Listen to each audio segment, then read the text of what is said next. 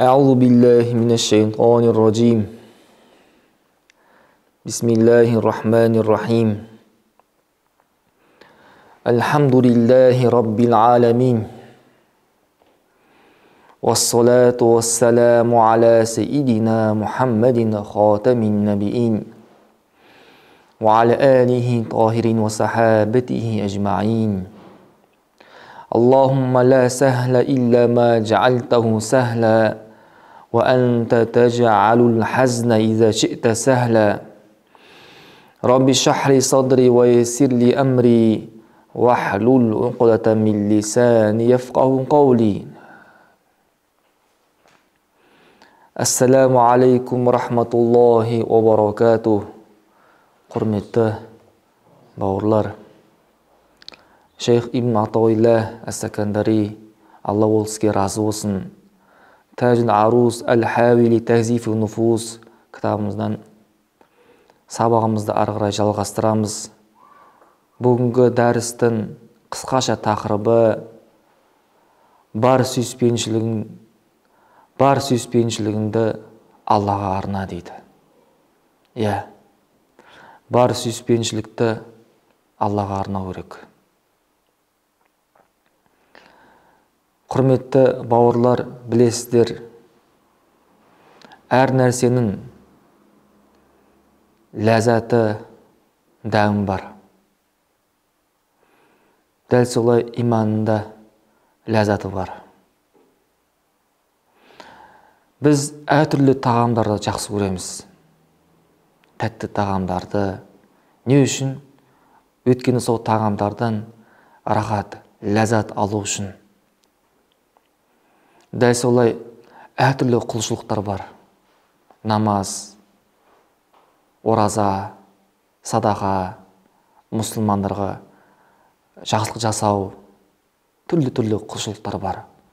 Осы түрлі құлшылықтардың өзіне лайықты имани ләззаты бар. Имани ләззаты бар. Бұны сезінетіндер ғалымдар, әулилер.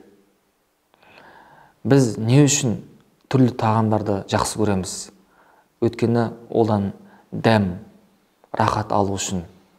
Дәл солай ғалымдар құлшылықты жасаған. Сол құлшылықтан Алланың сүйіспеншілігін көрген. Тіпті егер олар тағамды жесе де иман ләззатын сезгенше. Өйткені олар тағамды нәпсі үшін, нәпсіні қандыру үшін жемеген. Олар итағатқа күш жинау үшін, намазға күш қуат жинау үшін тағамды жеген екен да. Сол үшін олардың мубах істері құлшылыққа айналады. Өйткені әрбір мубах істерді Алла үшін ниет қылатын болса, немесе құлшылық итағат үшін, күш жинау үшінше, онда сіз мубах істеген тірлігіңіз құлшылыққа айналады. Өкінішке орай, бізде иман ләззатын сезінбейміз. Сол үшін біз Құран оқи алмаймыз. Сол үшін біз Құраннан, құлшылықтан жалғамыз. Ал негізінде Алла Тағала оған жеңілдік берген кісі. Құлшылыққа күш қуат беретін болса, құлшылыққа жеңілдік беретін болса, ол құлшылықтардан адам жалықпас еді. Міне сол үшін Шейх Ибн Атаилла Ас-Сакандари айтады: «Ма аксара таваддудука ли халқи, ва ма ақалла таваддудука ли хаққи». Егер саған Аллаға деген сүйіспеншілік, саған сен үшін адамдарға сүйіспеншілігін қандай көп дейді. Қараңыздар, жаратылысқа деген сүйіспеншілік сенде қандай көп дейді. Өте көп. Бірақ Аллайда хақ, Алла үшін сүйіспеншілігін өте аз дейді. Түсінікті мағынасы? Қараңыздар, біз мынау дүниеге байланғанбыз ше. Дүниеде осы дүниеде өмір сүруді қалаймыз. Өлімді еске алмаймыз. Пайғамбарымыз саллаллаху алейхи вассалам айтады, өмірдің ләззатын кетіретін өлімді жиі еске алыңыздар дейді. Дұрыс па? Өйткені ғапыл адамның жүрегі бұл дүниеге байланғанда, бұл дүниенің ләззатына байланған. Осы дүниенің ләззатынан айырудан қорқады. Сөйтіп өлімді жек көре бастайды. Ал ғалымдар, әулие ғалымдар, олар керісінше болған. Бұл дүниеде тек қана Аллаға итағат ету үшін, күш-қуат үшін тағамды қолданған. Бүкіл махаббатын Аллаға арнаған. Алламен жолығуды аңсаған, армандаған. Алламен жолығу үшін оларға өмір кедергі болған дейді. Өйткені өлімнен кейін ол Алламен жолығады. Сол үшін шейх айтады, «Ма аксара таваддудука лил хақ». Яғни, адамдарға, жаратылысқа сен сүйіспеншілігің қандай көп дейді. «Ома аққалла таваддудука ли хақ». Ал хақ Алла үшін, Аллаға деген сүйіспеншілігің қандай аз дейді. Өкінішке орай. «Лау футиха лака бабул таваддуди ма'аллахи та'ала». Егер де сен үшін Алланың жақсы көру, Алланың сүю есігі бар ғой, ашылатын болса дейді. «Ла раайта ажайб». Сен әлбетте ғажайып нәрседі көретін едің дейді. Ол ғажайып нәрсе не? Айтады қазір. Әрбір құлшылықта Алланың жақсы көру, иман ләззатын сезіну, Алланың сүйіспеншілігін сезіну. Сол үшін айтады, «Ракаатайни фи джофи лейли таваддудун» дейді. Міне, түннің ортасында оқылған 2 рақат намаз дейді. Ол Алламен болған сүйіспеншілік дейді. Ол Аллаға деген махаббат. Жүрегін Аллаға байланған сен. Әрі құлшылықта иман ләззатын сезінесің сен. Сол иман ләззатын сезіну үшін түрлі құлшылықтарды жасауды қалайсың сен. Мысалы келтірейікші. Мысалы қараңыздар. Егерде бір адам тіліндегі дәм сезу қабілеті кететін болса, ол түрлі тағамдар жей алмайды. Тәтті тағамдар жей алмайды. Білесіздер ме не үшін? Өйткені оның дәмі жоқ та. Түрлі тағам жей алмайды. Тек қана азып кетпеу үшін, жанды сақтап қалу үшін жетерлі нәрсені жейтін болады. Өйткені ол тағамның дәмін әлі сезбеген да. Сезбейді ол. Өйткені ауру ол кісі. Міне, бізде кейде тек қана Алланың парызын орындаймыз да, парыз етілгенше, ал қосымша құлшылықтарды орындай алмаймыз. Өйткені үшін? Өйткені иман ләззатын сезіне алмаймыз да. Түн ортасында оқылған тахаджуд намазын,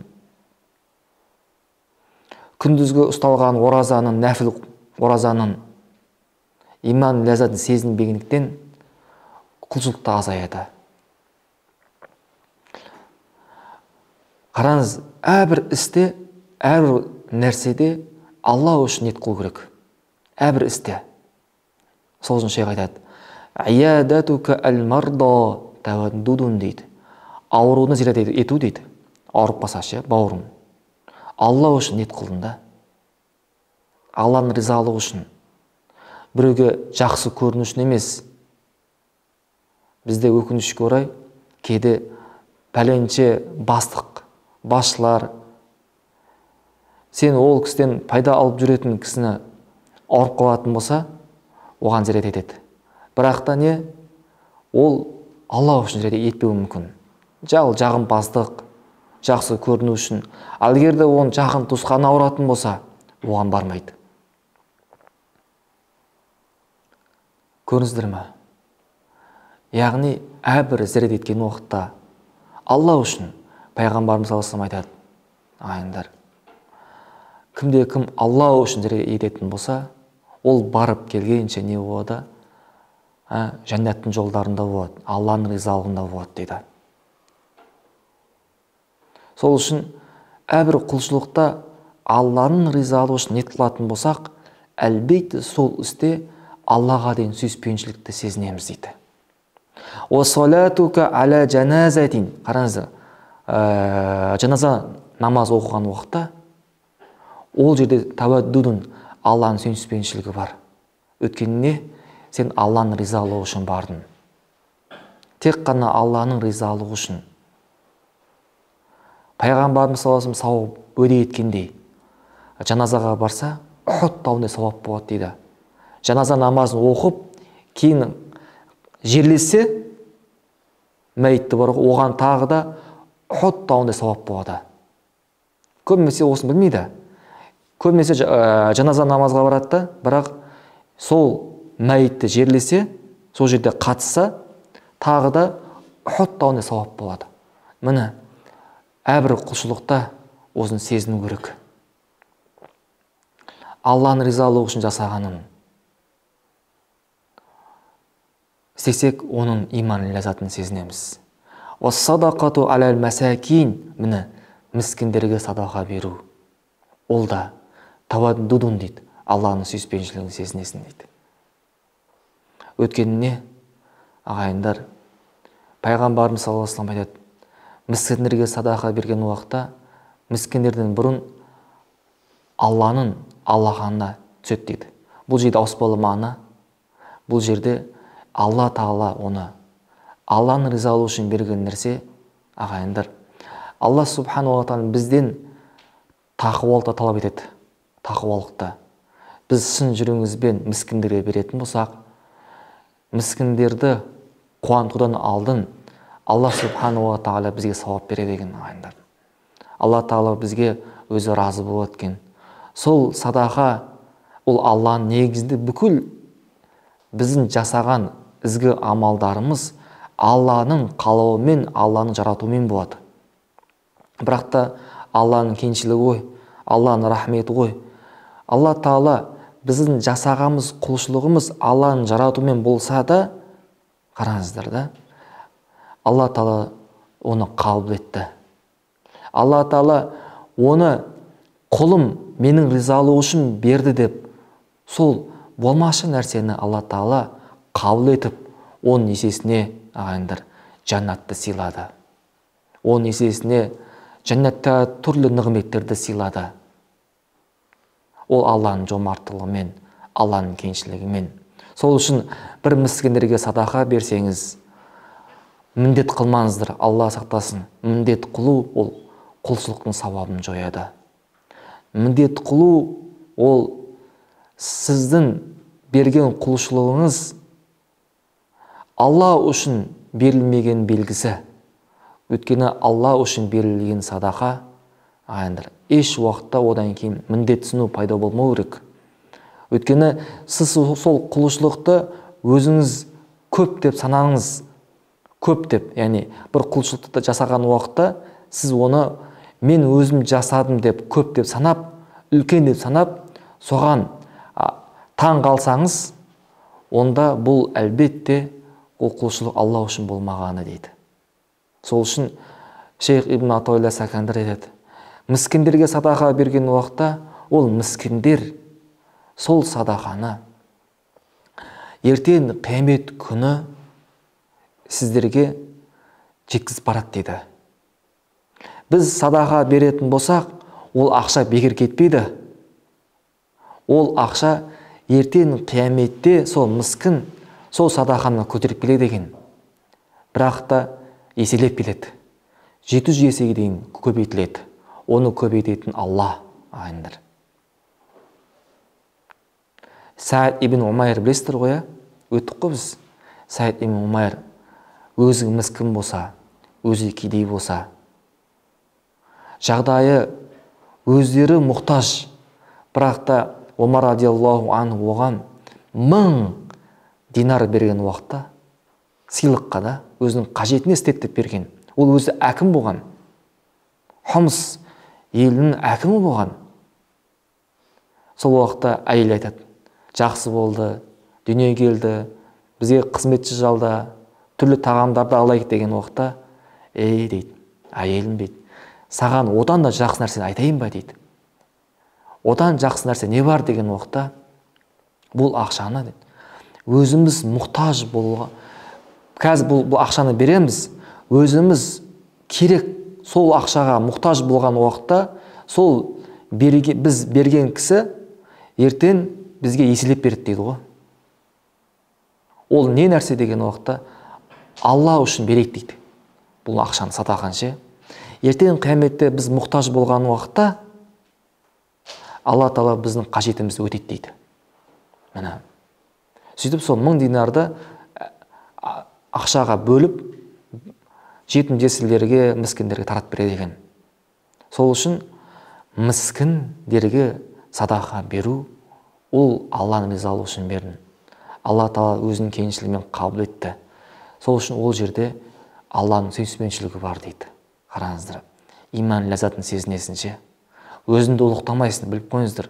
Егер садақа берген уақытта адам өзіңді ұлықтайтын болса, мен бұны жасадым, мен бұны істедім дегенше, ол жерде ешқандай қайыры жоқ. Иман ләззатын сезінбейсіздер.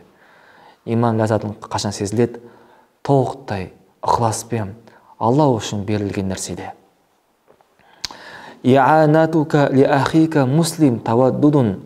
Мұсылман бауырына жақсылық жасау, көмектесу дейді, жәрдем беру. Не? Алланың сүйіспеншілігі дейді. Қараңыздар, пайғамбарымыз саллаллаху алейхи уассалам айтады ғой, мұсылманның, қандай да мұсылман кісі мұсылманның қызметінде болғанша Алла оның қажетін өтейді дейді. Бар ондай хадис, иә? Міне, осыны сезіну керекше. Мен мұсылманға жәрдем беретін болсам, Алла Тағала менің қажетімді өтейді. Алла Тағала менің маған жәрдем береді. Сол үшін ғалымдар айтады, сен өзің қажет қысылсан, өмірді қиындықтан қысылсан дейді, сол қажетіңді өтеуді, өзінің қажетін өтеуді қаласан, онда мұсылманға жәрдем бер дейді. Өйткені сен мұсылманға жәрдем берумен Алла өзі саған жәрдем береді. Міне, Алланың ризалығы үшін істедің сен. Осындай жерде иманның ләззатын, Алланың сүйіспеншілігін сезінесің дейді. Қараңыздар, құлшылықтардың түрлі түрлерінде, әртүрлі тірліктерде Алланың ризалығы үшін болу керек. Имататука әл-әза ани тариқи таваддудун. Жолдан зиян нәрселерді алып тастауын дейді. Адамдарға зиян болуы мүмкін, хайуандарға зиян болуы мүмкін. Жалпы, ол мұсылман адам болуы мүмкін, ол кәфір адам болуы мүмкін ше. Жалпы тірі адамға ше, тірі нәрселерге зиян жетпеу үшін жолдардан заттарды алып тастауын дейді. Ол Алланың сүйіспеншілігі. Субханалла. Өйткені ол жерде ешкім жоқ еді. Сені ешкім көрмеді. Көшеде бір өзінсің сен. Жалғыз өзінсің. Көшеде бір тасты көрдің үлкен, немесе ағашты көрдің. Ешкім жоқ. Сен істедің, ниет қылдың. Алланың ризалығы үшін. Бұл нәрсені мұсылмандарға зиян тимесін, немесе қандай бір адамға зиян жетпесін деп таза Алла үшін істедің. Міне сол тасты көтерген уақытта, жолдан зиян нәрселерді көтерген уақытта Алланың сүйіспеншілігін сезінесің дейді. Көріңіздер мағайындар. Сол үшін ғалымдарымыз айтады, сіздер дейді, амалың көптігіне қарамаңдар дейді. Амалың ықыласына қараңдар дейді. Өйткені Шейх Ибн Атаулла Сакандири былай айтады, ықылассыз амал дейді, рухсыз адам сияқты дейді ағайындар. Жансыз адам сияқты. Адам жаны жоқ болса не болады? Өлік болады, дұрыс па? Ал жан болмаса ешқандай пайдасы жоқ оның ше. Дәл солай, егер де амалыңызда ықылас кетсе, Алланың алдында ол қабылданбайды. Расында Алланың алдында қабыл болатын нәрсе ол ықылас. Міне, жай бір амалда, кішкентай амал болсын, бірақ оған немқұрай қарама. Ол нәрседе таза Алла үшін ниет қыл, ықылас болсын. Олакинна сайфа матруха яхтажу иля саидин. Алайда жерде жатқан қылышты алу үшін де білек керек дейді. Алайда жерде жатқан қылышты алу үшін де білек керек дейді. Яғни осында сауапты алу үшін ағайындар, ол әрекет керек. Қылышта жатыр да жерде дұрыс болған, оған білек керек та алу үшін ше. Осында сауапқа кеңелу үшін не керек? Ағайындар, Алланың ризалығы үшін түрлі құлшылықтар керек. Алланың ризалығы үшін істелінетін түрлі құлшылықтарды жасау керек. Сол үшін шейх айтады: "Уала ибадата анфау лака мин зикри." Сен үшін зікірден асқан пайдалы жеңіл бір құлшылық жоқ дейді. Зікірден асқан. Бұл жердегі мағына لأنه يمكن الشيخ الكبير والمريض والذي لا يستطيع القيام وركوع وسجود دي. Қараңыздар. Өйткені сол зікірді үлкен, қартта, отыруға, тұруға, сәжде қылуға шамасы жетпейтін ауруда сол зікірді айталады дейді. Көрдіңіздер ме? Сен үшін зікірден асқан пайдалы және жеңіл құлшылық жоқ дейді ағайындар. Ол зікір, құлшылық жеңіл, өте жеңіл. Өйткені мысалы намаз парыз. Бұл жерде астағфирулла былай түсініп қалмау керек. Бұл зікір намаздан артық деген сияқты. Дұрыс па? Жоқ, намаз құлшылық парыз. Намазды өтейсің, парызды өтейсің. Бірақ парыздан кейін да зікір ол ең жеңіл құлшылық. Тілмен зікір етіледі.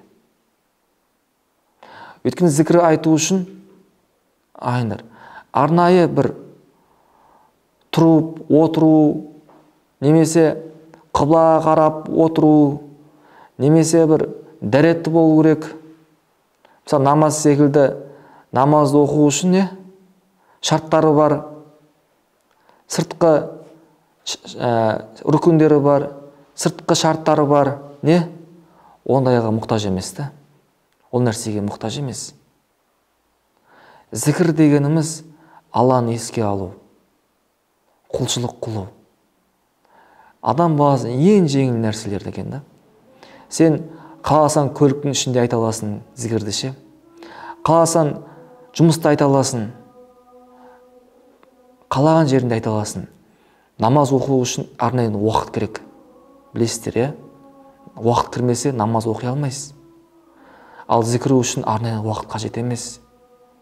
Намаз оқу үшін ол мәкрух уақыттар болмау керек. Ал зікір айту үшін ондай мәкрух уақыттары жоқ. Қалаған уақытта айта бересіз. Жатып айтасыз, тұрып айтасыз. Міне, үлкен зікір ағайындар, ең жеңіл құлшылық. Зікір көп Алла Тағала еске алу, ол Алланың сүйген құлдарына ең алғашқы қадам, яғни әулиелерге жеткізетін ең алғашқы қадам осы екен. Көп Алла Тағаланы еске алу. Өйткені еске алу үлкен қартты еске ала береді. Төсегінде жатқан ауруды Алла Тағаланы еске ала береді. Сол үшін әрдайым Алла Тағаланы еске алайық. Пайғамбарымыз саллаллаху алейхи ва саллям әрдайым уақытта зікір Алла Тағаланы еске алған. Пайғамбарымыз саллаллаху алейхи ва саллям сенің тілін Алланы еске алумен босамасын дейді. Әрдайым дым қылып тұрсын дейді Алла Тағаланы еске алумен. Сол үшін ең жеңіл құлшылық ол және әрі пайдалы Алла Тағаланы көп еске алу. Субханакаллахумма бихамдика ашһаду ан ла илаха илlalloh, настағфирука ва натубу илейк.